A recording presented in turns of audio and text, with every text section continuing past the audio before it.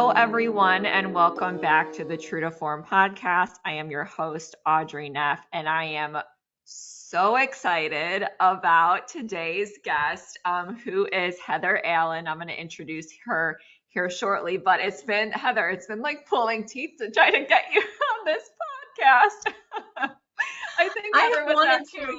I have so wanted to come on here. I promise you, it has just been a lot. It's been a great year, but a lot. I know. And I know you're literally a superwoman of a human. So I am so grateful that we were finally able to bring you on True to Form. But Heather was actually probably one of the first guests I reached out to when we started season 6. So I think that was back in March. So we are end of September where we got her on the show before Q4. So I am so excited. But today's guest is Heather Allen. She's not only a friend, but as I mentioned, she's literally a superhuman, an incredible human inside and out.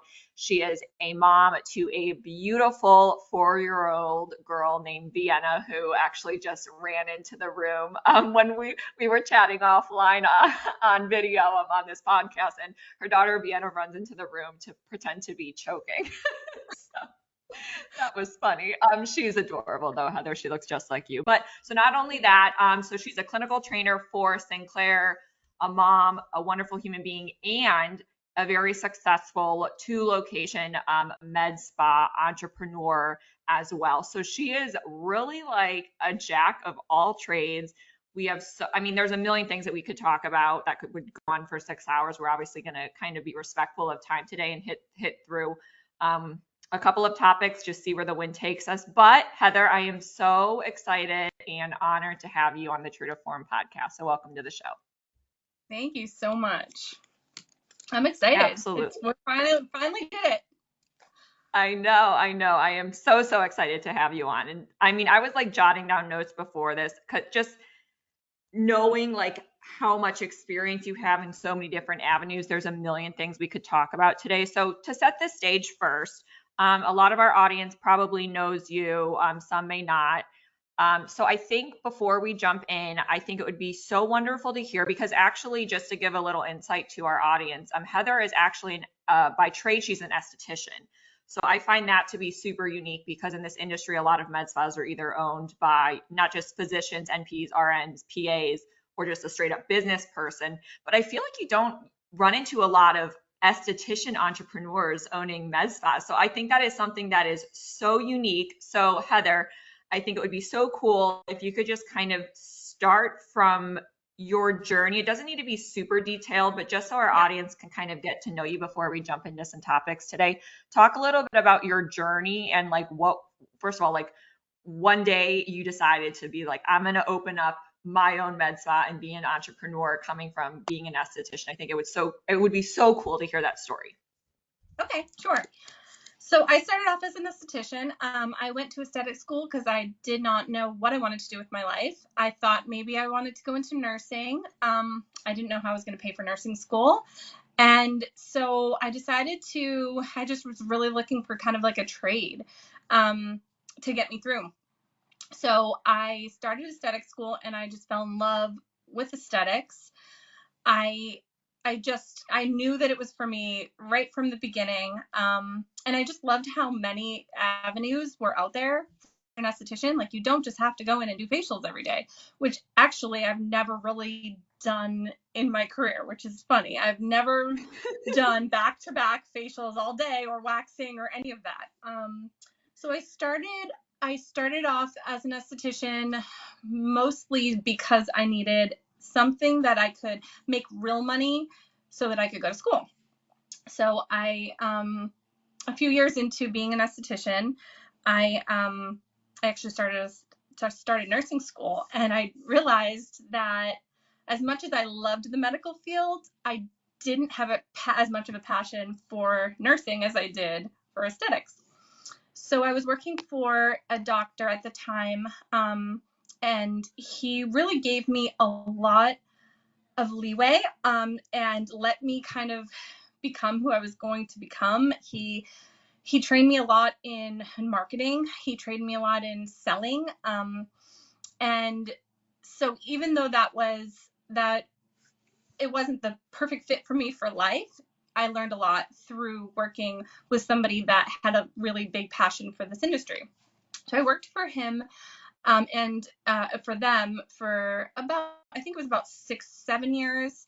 And then I got a job in Boston that it was a way bigger job than I think that I deserved at the time.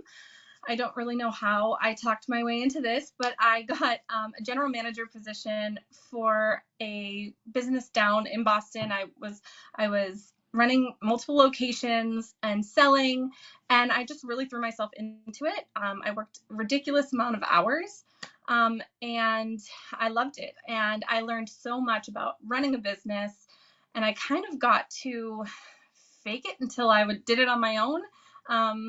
With someone else's money and someone else's, someone else's business, but I really had a passion for it, and I did my best for sure. And then I reached out to Viora at the time, now Sinclair. I had a training, and I was just blown away by this training. I learned so much in one day. I learned so much about the things that I was already doing for years and years in this one day. And I just felt like this crazy passion that the trainer had. That trainer is now the CEO of Sinclair. Wow. So this is Andrea, and she just blew me away. But it's not just her. It was just everything that she was about, just really teaching people the background and the science, and enabling them with so much knowledge that then they could go in to do these treatments and just be the master of their craft. So moving forward, I was moving to Toronto, and I reached out to them, and I just said to Sinclair, then Viora, and said, do you have any positions open? Or are you even in Canada? And Andrea was like, what do you want to do? She's like, I think you'd be a great clinical trainer. So I became a clinical trainer. I traveled all around, and I was really helping. I was doing a lot of practice. I was doing a lot of not just clinical training, but I was also teaching people how to sell, and I was teaching people, how to run their small businesses. I didn't really feel that that's what I was doing, but now looking back, that's what I was doing. I was, helping these brand new businesses to be successful. So going forward from there, oh no. It's okay. There we go. It didn't end the call. It didn't end it. Okay. So then from there, I know you told me to paraphrase this, and I just went on and on. Sorry. No, seriously. I have all the time in the world. So. Okay. So then from there, I love clinical training. And I think I could do it for the rest of my life. I think that I will always have my foot in that, because it's a huge passion for me, like just teaching people. And I feel like I feed off of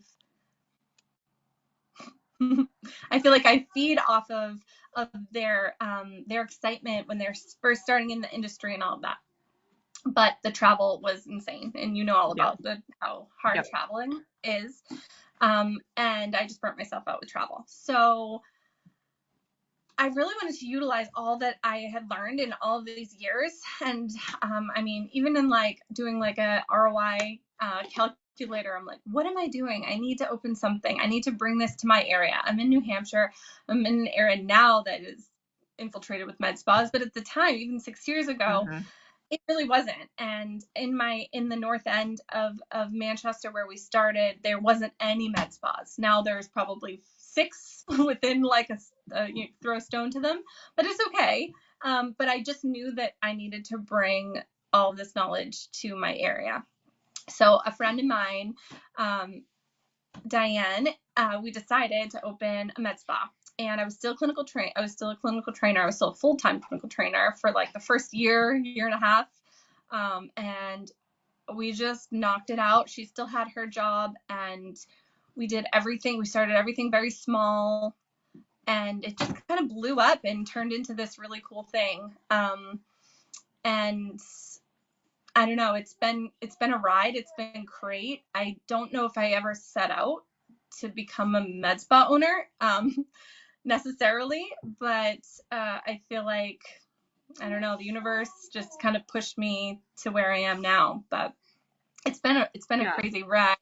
And if you would have told 18-year-old me that signed up for aesthetic school that I would be here now, I would not have believed it at all. I'm like, no, no, this is the temporary thing. This is a fun thing that I can do. Um, so yeah, it's been wild. Wow, and I've never heard your full like story. Like I knew it at like a high level, like a synopsis of it, and I was literally like I'm writing down your timeline on a piece of paper because I thought it was so cool. So just to like reiterate this, because I have so many questions for you now, Heather. So you start out, you're like, okay, I'm going to be an esthetician. You were contemplating the idea of nursing school, decided it wasn't for you. You end up working for someone for a couple of years. You get experience with marketing and selling. You then become GM of a multi-location business that you're running. Then you attend a training with Viora, now Sinclair, and Andrea, who I love, who is, I'm sure a lot of you guys know Andrea, the CEO of Sinclair North America. She's incredible. I think that is so crazy that she was your clinical trainer and I she's know. like the one that inspired you to do that. She's just the coolest person because she's done everything within the company. And so she really understands every role. And I love that about her. And I've really tried to kind of mimic that in Mhm. being a business owner, and tried to make sure that I'm doing every aspect of the jobs that I'm asking people to do because of that. And I loved that about her, and how successful she's become. I mean, even when she was a clinical trainer, you would have said she could be a CEO, but Yeah. she's cool. She's the coolest. No, we're in mutual agreement. I think Andrea is one of my favorite women in this industry. She's definitely an inspiring leader for all of us. I didn't know that. So I think that is so crazy. And then you became clinical trainer with them and then eventually jumped into the giant ocean of entrepreneurship with now 2 locations of your practice, Bright Aesthetics and Body Wellness open. So, okay. Oh, there's so many things I want to go through. So, and I jot down notes and now I have like 10 things I want to go into. So the first thing, I guess, because we kind of dabbled in it already, was you talked about when you met Andrea, and obviously now she's become the CEO of Sinclair North America, and you touched on something I think let's go into first, and then maybe we'll go backwards a little bit because I just want to kind of move into this topic while it's fresh.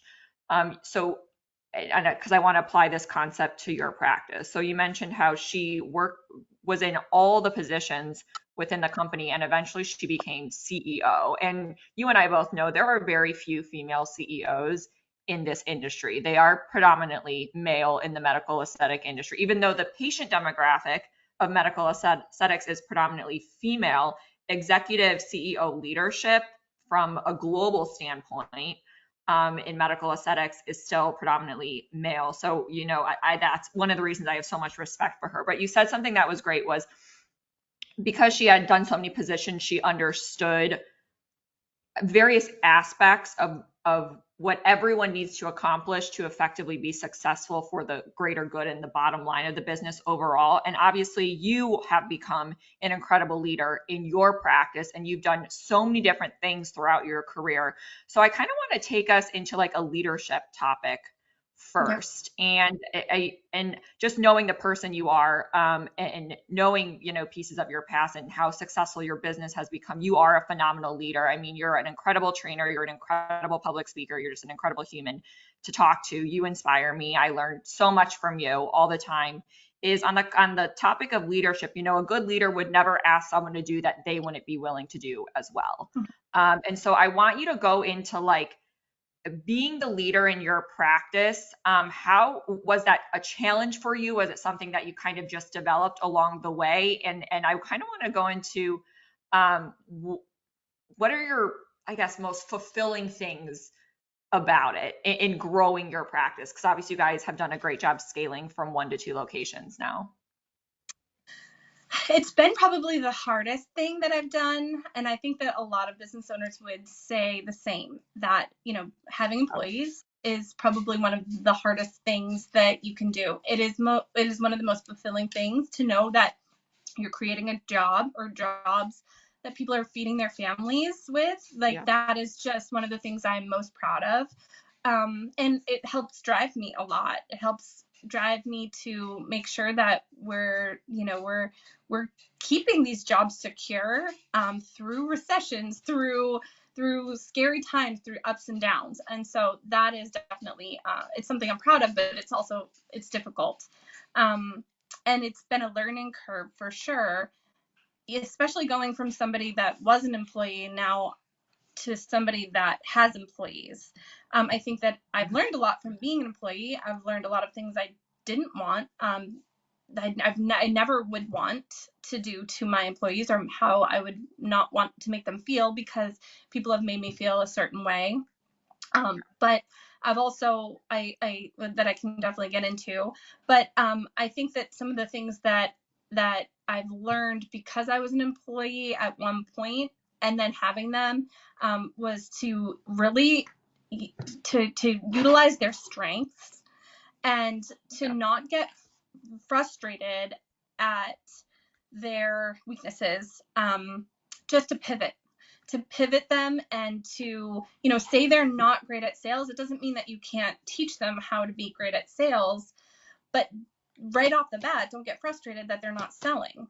Maybe they are more the caretakers of the practice, and they're the ones that are going to be fluffy and take care of the clients and make them feel like family, and to focus on how much that is helpful to you, and to make them feel like they are doing the right thing, and they're doing good things that are bringing people and keeping people in your practice, is also really important, so that they don't feel like you're constantly down on them, or you're frustrated with them, even though it can be hard, because you want everyone to sell, and you want everyone to be fluffy, and you want everyone to do all the things like that you would do, or that you think you would do, right? You want that, but utilizing their strengths, I think, has been something that has helped me not only to be not frustrated with really good employees, but also has helped me to help them grow.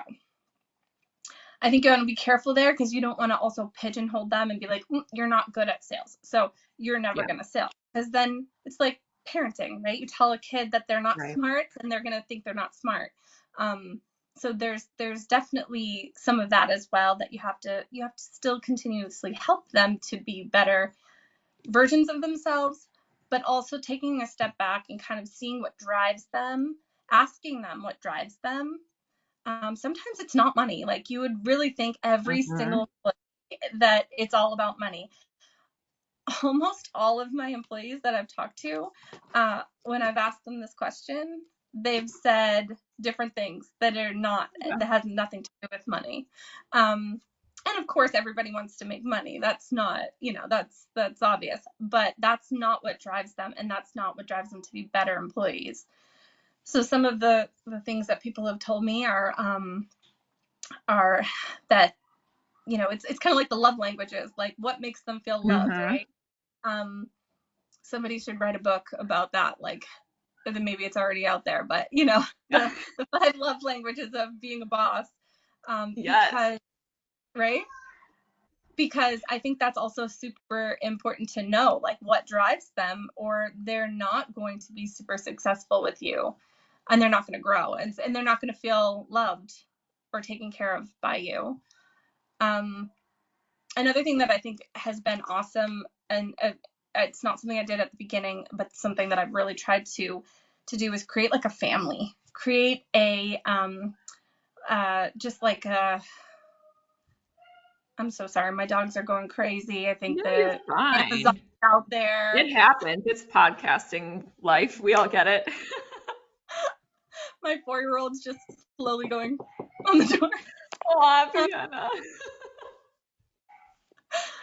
So, what was I saying?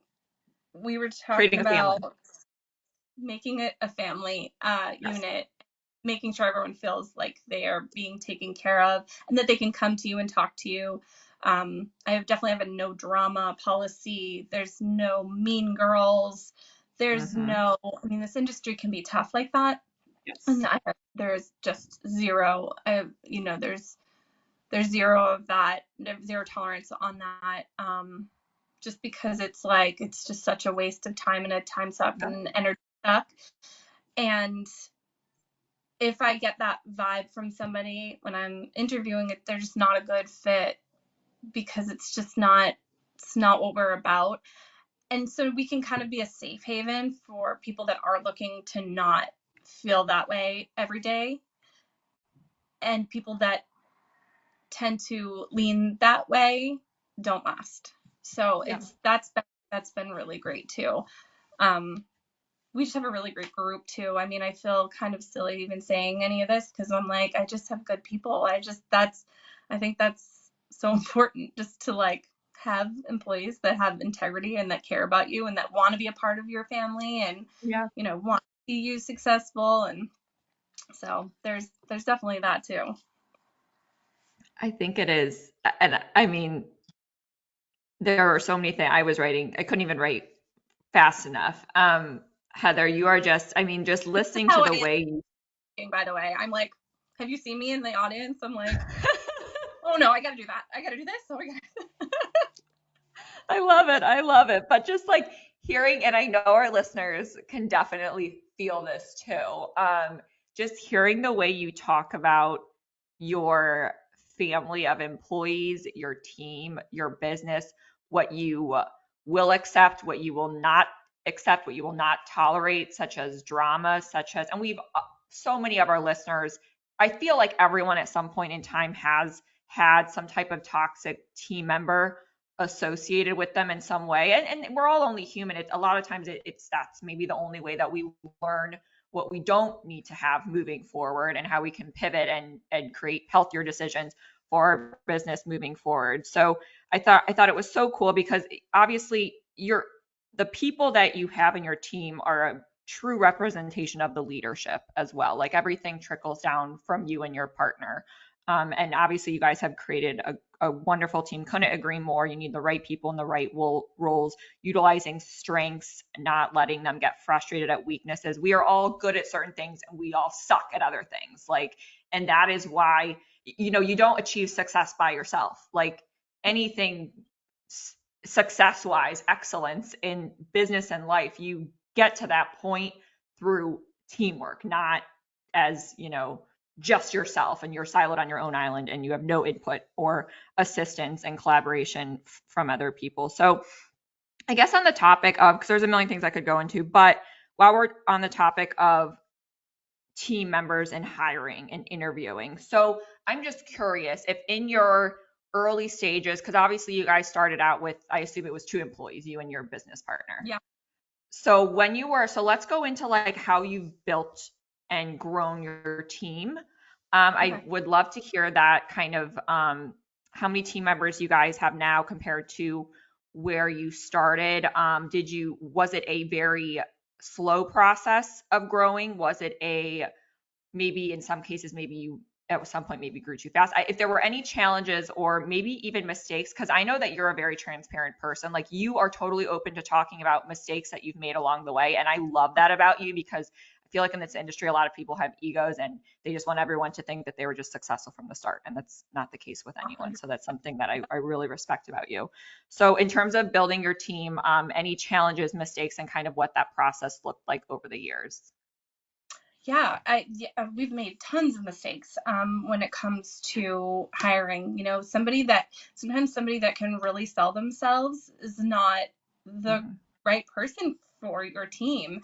They're just really good at sales, and that doesn't necessarily mean that they're going to be really great at sales when it comes to selling for you. So yeah, we've made some mistakes. I feel like if you set up the correct vibe in your office, then that those people don't last. Like Yeah. it's like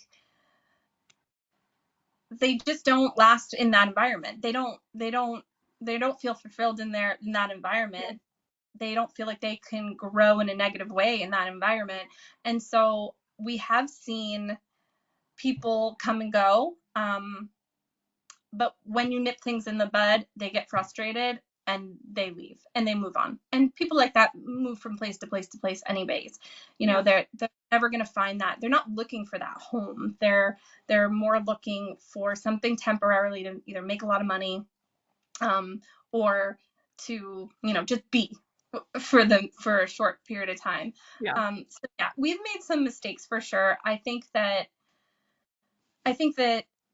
starting off with all 1099 employees was something that there was not really a whole lot of room for growth there. So that was something I think we made a mistake. I think right now we do have 2 room renters that are amazing, but it's things that we don't necessarily do in office.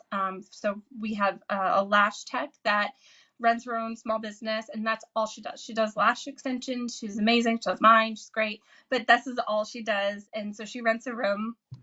And then we have somebody else that does basic facials that rents another room from us. And so she had her own business, and we really have done a great job at sharing our clients. And so when somebody wants like super relaxing, fluffy, you know, facial treatment that is more about like the experience and, you know, the rubbing your hands and your feet and, you know, the whole thing, that's not our jam. You know, that's not my jam. That's not my business partner jam. And honestly, that's not really any of our employees like favorite thing in the world to do. So we do more medical treatments. We do more of hydrofacials and pre-made treatments and microdermabrasion and just more result oriented skincare treatment.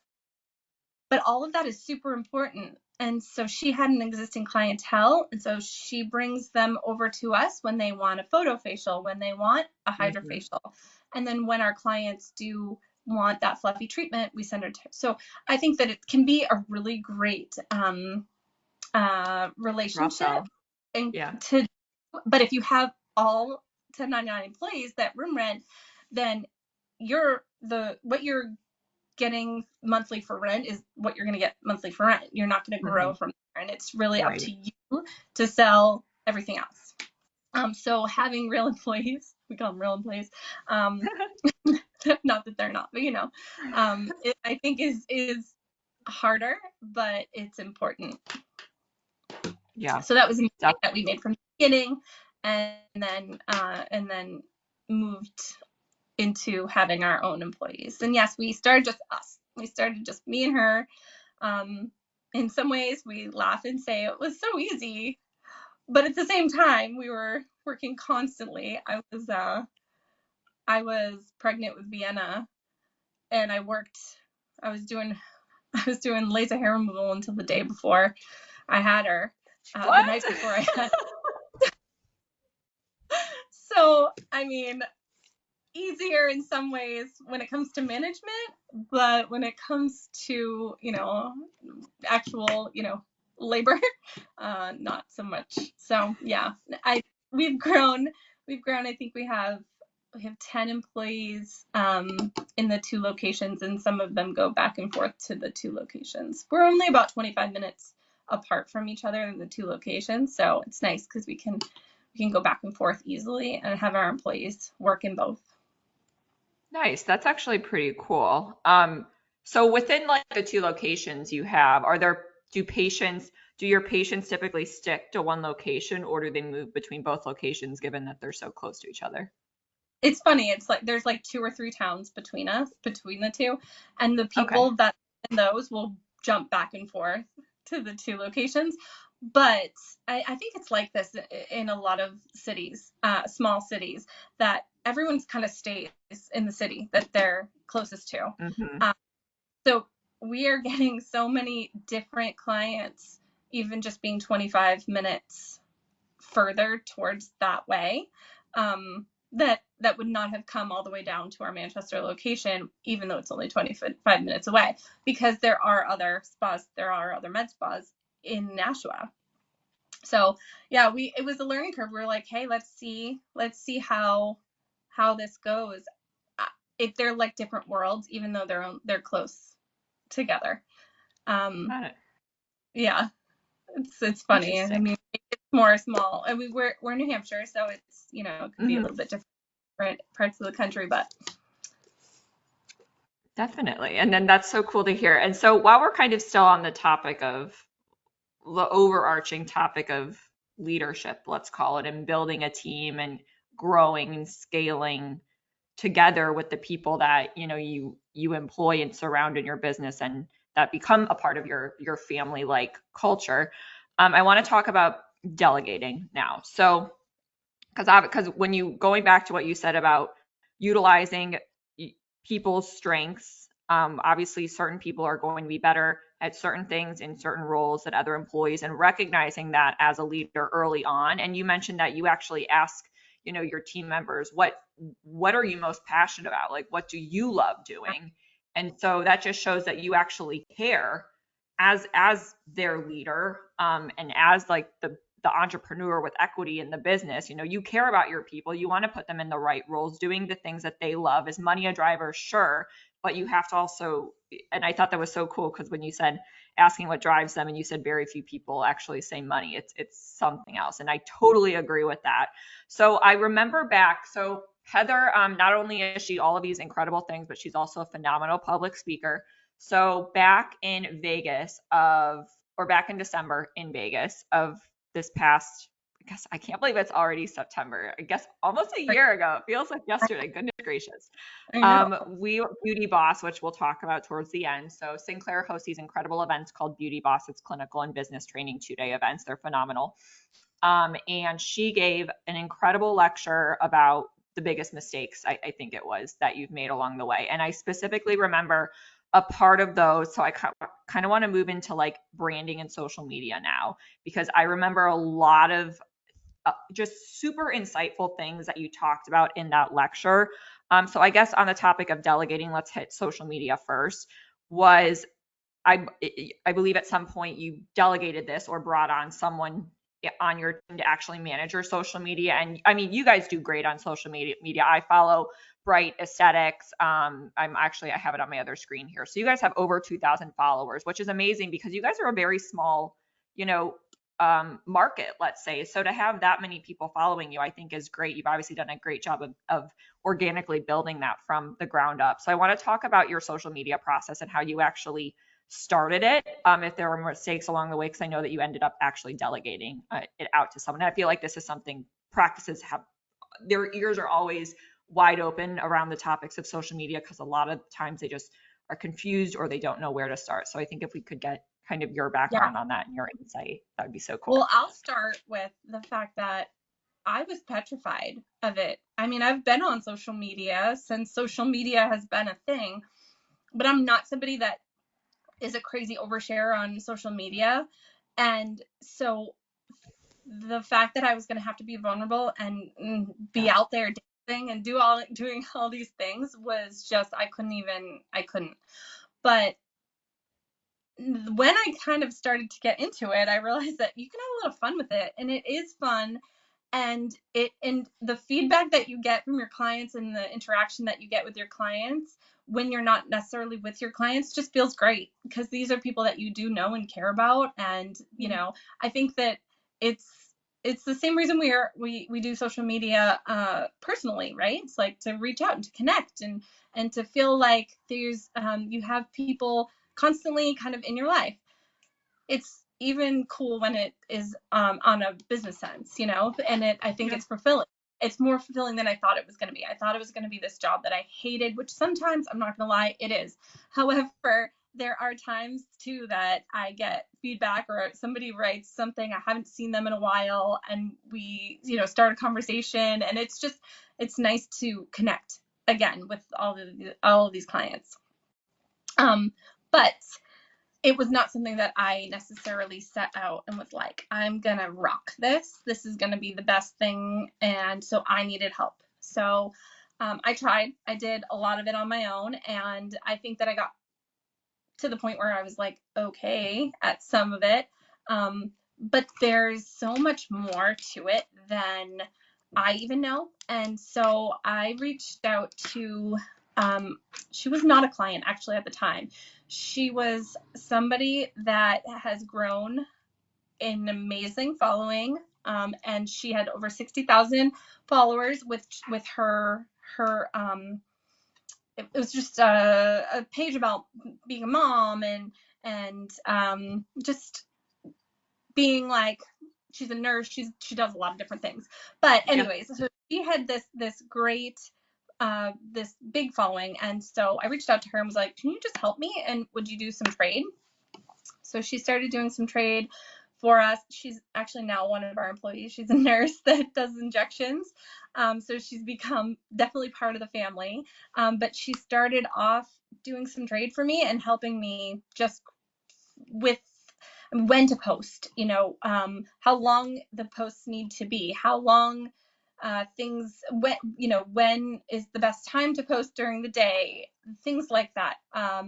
Coming up with daily stories telling me, you need to record this and you need to do that, and just help. And so she has definitely helped us grow within the last few years. So I say, if you can't do it, if you're feeling frustrated, like, sure, take a social media class, or get familiar as much as you can, because obviously you doing it and getting comfortable with it is going to be great and important, and they want to see your face.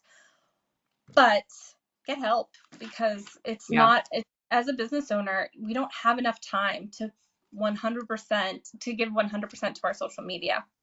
If you do, then you're not doing all of the other things.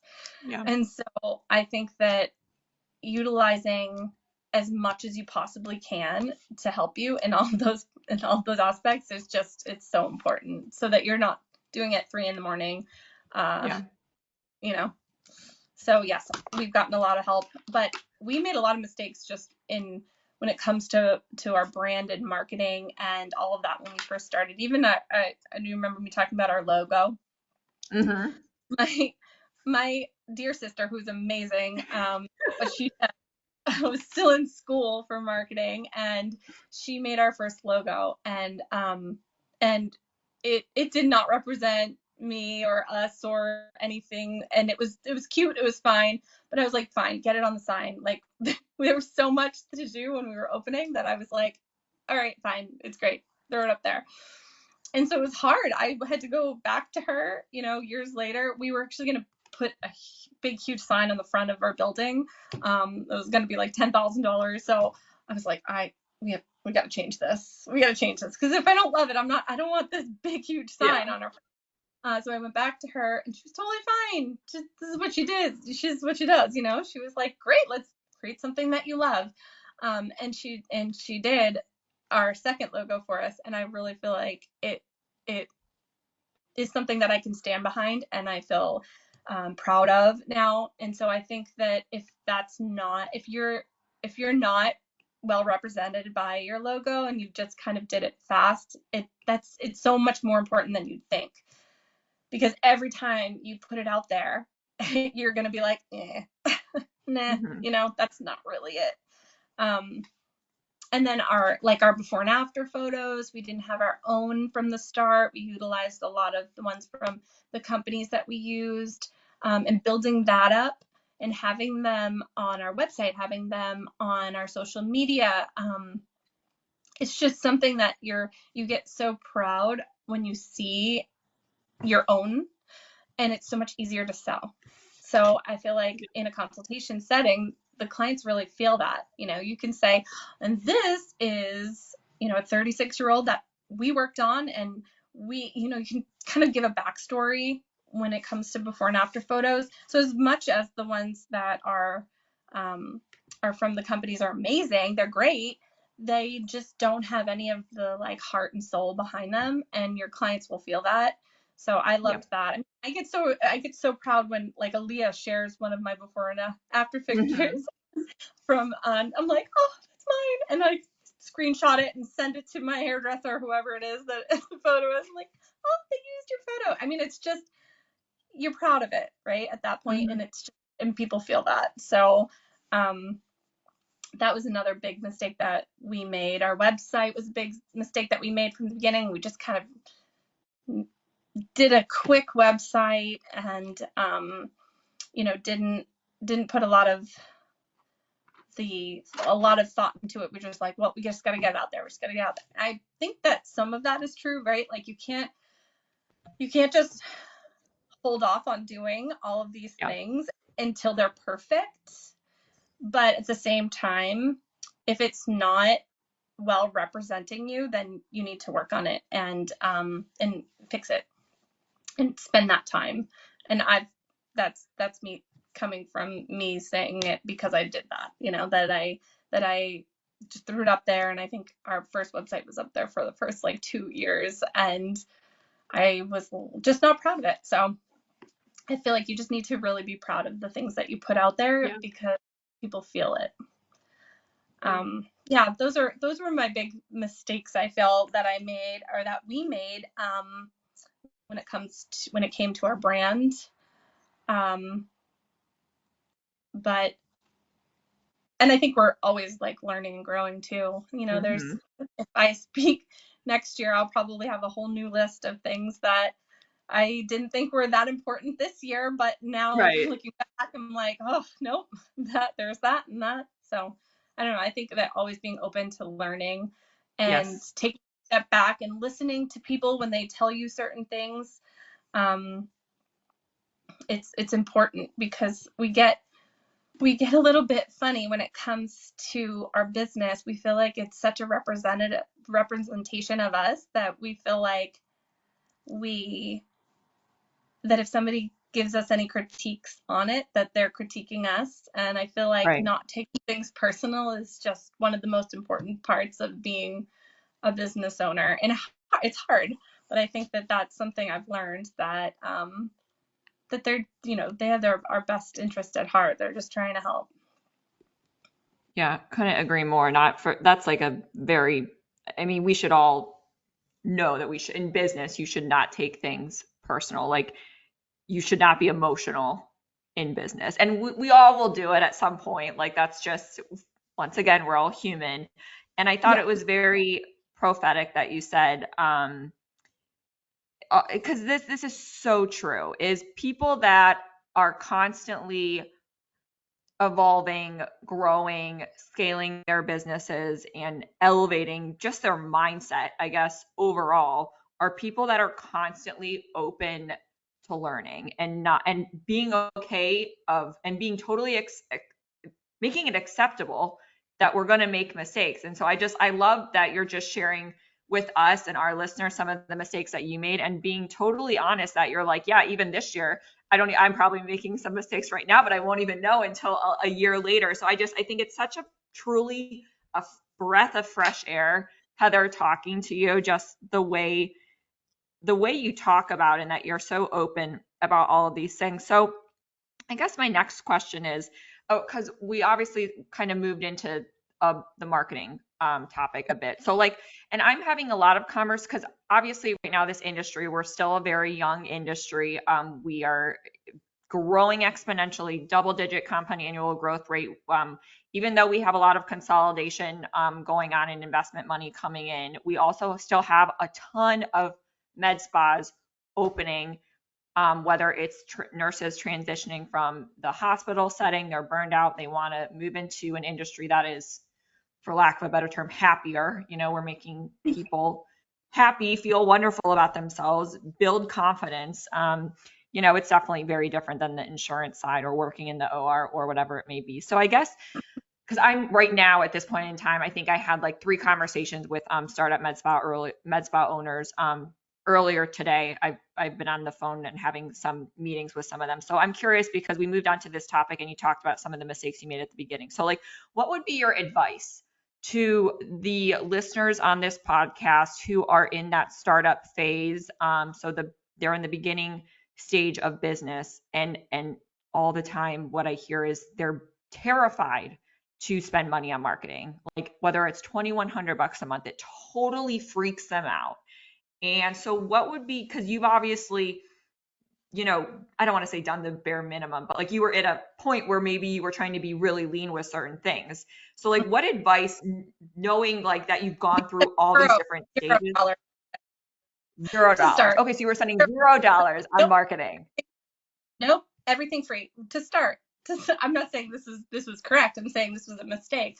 But yeah, we were like, no, we don't have any money to spend on that. What do you mean? Like, there's different businesses would come at us with, well, this is $600 a month, and and we're like, we could never even fathom that. Now we see the value in that, and that our time is very valuable as well. But I think that's something that I was there. I get it. I get that it's so scary. But I think you reach a point where you're like, there's not enough time in the day to do all of these things. I need help. And whether that's whatever you're utilizing to help you to do things like that, whether it's help with your email marketing, if it's help with your social media, all of marketing takes time. And if you're trying to kind of do it on your own and learn through it, it's going to be a slower process, and you're not going to see the return on investment. It's going to be small, right? Your return on investment, if you're putting a small amount in, you're going to see a small amount come back. And so we've definitely seen that as we've grown, that start trying not to to rewrite history here, right? Like, this has already been done, and people that really know what they're doing can help us. And that money is going to bring way more money back into your pocket, and also give you some time. I think that's just so important. And it's been a learning curve. It's scary no matter what to put that money out there. But I mean, you can also write a lot of it off in taxes. And so that's something that has helped us to know that, you can think of it that way.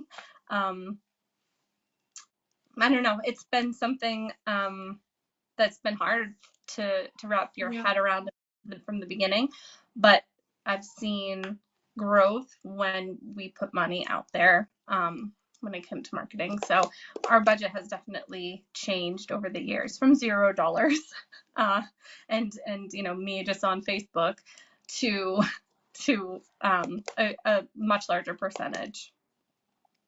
Yeah. And I'm just curious, what person? Having a budget, like, that was something we didn't even have a marketing budget from the start. We didn't have a marketing timeline. We didn't have so many things that in the past few years we've really brought on, and we've seen it change a lot. I think that when I talked to you at BBoss last year, and I asked you, I'm like, what's the industry standard on how much, what's the percentage? What did you tell me? What the industry standard? Around 15 to 20.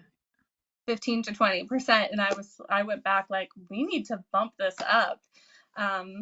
And we've definitely seen growth since we have. So I think we were at lower than 10. And so we've bumped it to about 15%. Yeah. I mean, and that's awesome to hear. And obviously, with that, I assume you guys have seen a positive growth in your business. And, I guess, and I totally agree. I think it's so cool to hear your journey, and thank you for sharing your advice to other, business owners that are in that beginning stage of life and they're terrified to spend money on marketing. But you said return on investment, like it's those three words are what matter. Like, I know it's scary to spend money on marketing. Yes, if you come from the world of medicine and not the world of business and marketing, and you conceptually can't understand it, and that's okay.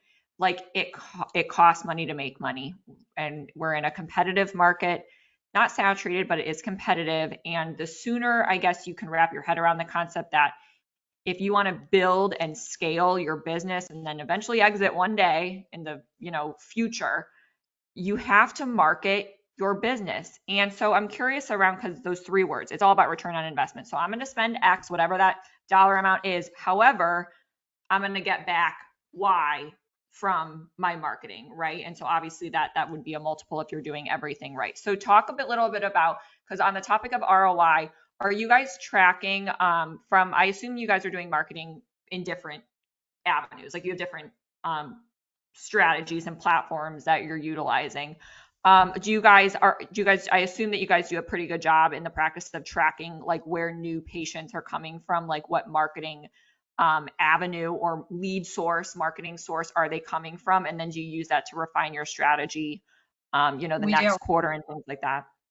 Yeah, I think that's really important. I think that I've seen as like as a clinical trainer and practice development manager. So take my role of business owner away. I've seen that a lot of businesses will sign up for all of these different monthly, you know, marketing aids and help and all of this, but then they don't put the work in, and they don't do. First of all, they're not doing any of the work with the companies to help Yeah. themselves grow. But then the other part of it is that they're not even tracking it. And then at the end of the year, they're like, oh, that didn't work, or that didn't work. And so, and they're spending so much money doing that. So I think that that is really important to do, to track, and to really push forward with whatever is working, but then also try new things. Because sometimes you talked about like the market being saturated. I think that sometimes we saturate an avenue too, right? Like, Mm-hmm. so for example, we've we when we first started, we really wanted to grow organically, so we were looking for those people that were local that could be like our cheerleaders and could bring people to us. And so this was a cool thing that we did, but it definitely had a start and an end. So we brought like hairdressers that were very popular in our area, that had a good social media following, and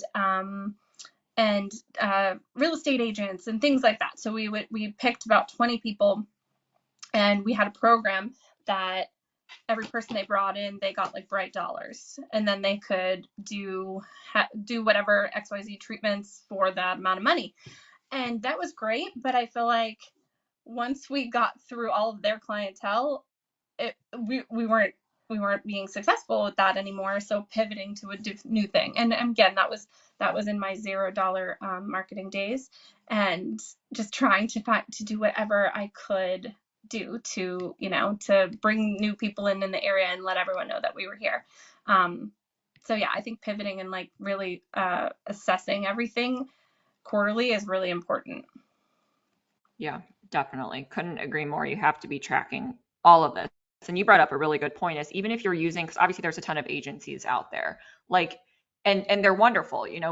We have Mhm. a marketing agency side of Patient Now, and you said something that was, I want to go back because you said something that was so, so critical. And I'm so glad you brought this up was, yes, if you hire a marketing agency, that's great, but you have to still be doing the right things in the practice to track everything, right? So if someone's calling in, what the no, ensuring that you have that process of the front desk person who answers the phone, how did you hear about our practice? And then actually tracking what your cost per lead is, what your cost to acquire a new patient is, and things like this. Like these are all KPIs and metrics that every med spa needs to be tracking, because while it takes time, yes, it will only ensure that you have a more successful marketing strategy and return on investment, and just lead to a better bottom line at the end of the day as well. So I'm curious, because obviously every practice is different. Every practice has different type of clientele, different type of patients they want to attract, have different service mixtures in some cases.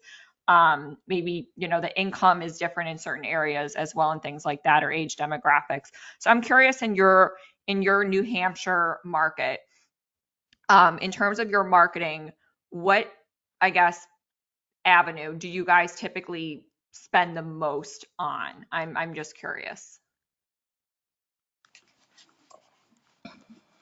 Um, Or is it kind of even? And or talk about like the different things that you guys do if you don't know which one you currently spend the most on.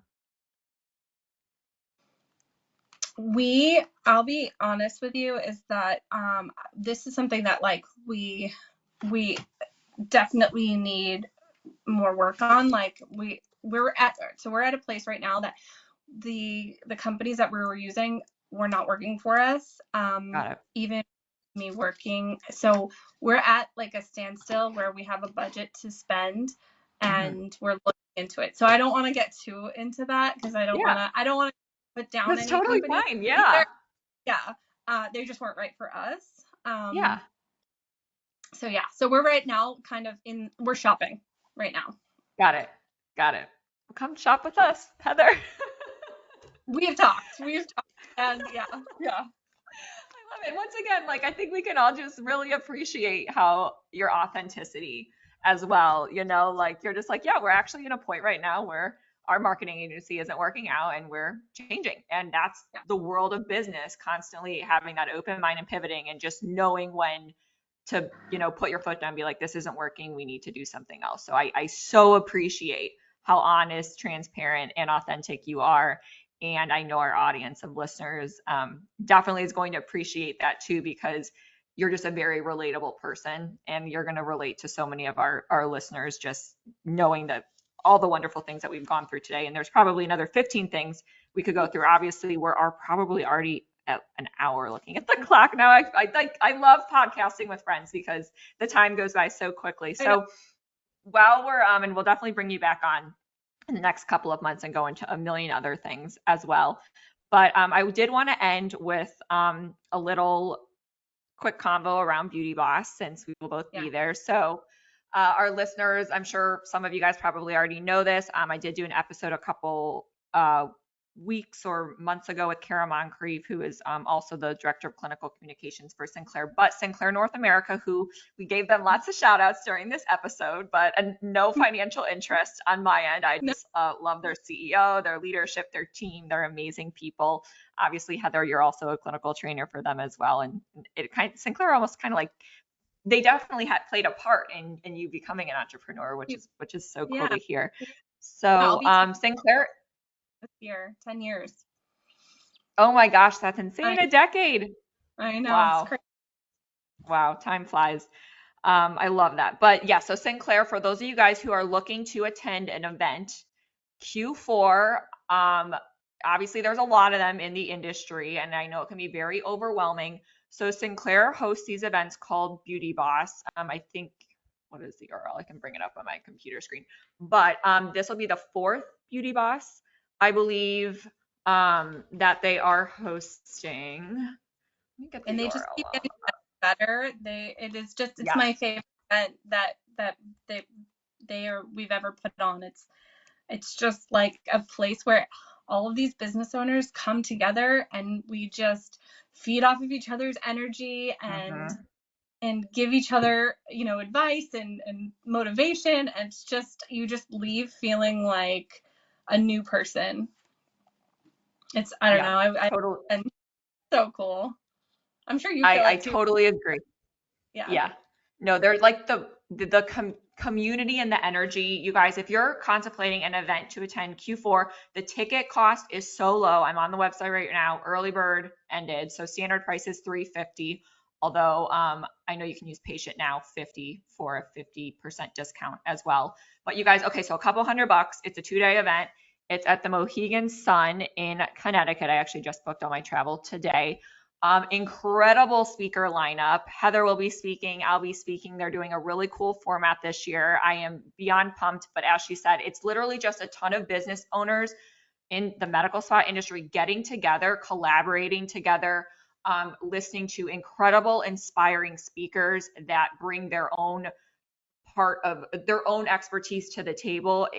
I learned so much at all of these events. It's a very non-intimidating seminar and workshop to be a part of. So I really couldn't encourage attendance more, especially given the affordable cost. But once again, October 20th through the 21st at Mohegan Sun, which I guess it's like a casino, which is fun too. So those of you Vegasers who love all the aesthetic shows in Vegas, maybe you try out Connecticut for a change. Plus it'll be fall. The leaves will be changing. It'll be nice weather. Yes. But so Heather will be Time. speaking. What will you be speaking on, Heather, at Beauty Boss? So becoming bright again, but I'm gonna switch a lot of things up. Just the do's and don'ts and like the things that I've learned being a business owner. And then I think there's going to be some other things added in there that I don't know. Me and Kara and Andrew are going to have a conversation about soon and just kind of tweak things. But yeah, I've learned so much more just being a business owner in a year. So I'm excited. It's not, I mean, being a public speaker would probably be one of the last things I would have ever said that I would be. So it's not something that even as a clinical trainer, you know, being in a group of 25 or less is just very different than a huge group. But the energy and the kindness that you feel from all of the other business owners, it feeds your soul. It's really great. Yeah. It definitely does feed your soul. I could not agree more. That's a very a very great way to put it is attend Beauty Boss. It will feed your soul. I promise on multiple levels. And you'll get to see Heather and I there. So I promise it'll be so much fun. For those of you guys who will be there or if you're contemplating, couldn't encourage more. Other than that, Heather, thank you times a million. I know what a insanely busy human you are. So I'm so grateful that after 6 months of me literally like reaching out to you nonstop, like Heather, come on. I had to reschedule this week. I'm so glad that we finally got to bring you on the True to Form podcast. You're such a breath of fresh air. I love just how relatable you are. And I'm so grateful that we've developed a wonderful friendship over the years. And I just want to say once again, thank you for coming on the True to Form podcast. Welcome. I adore you. Thank you so much for having me.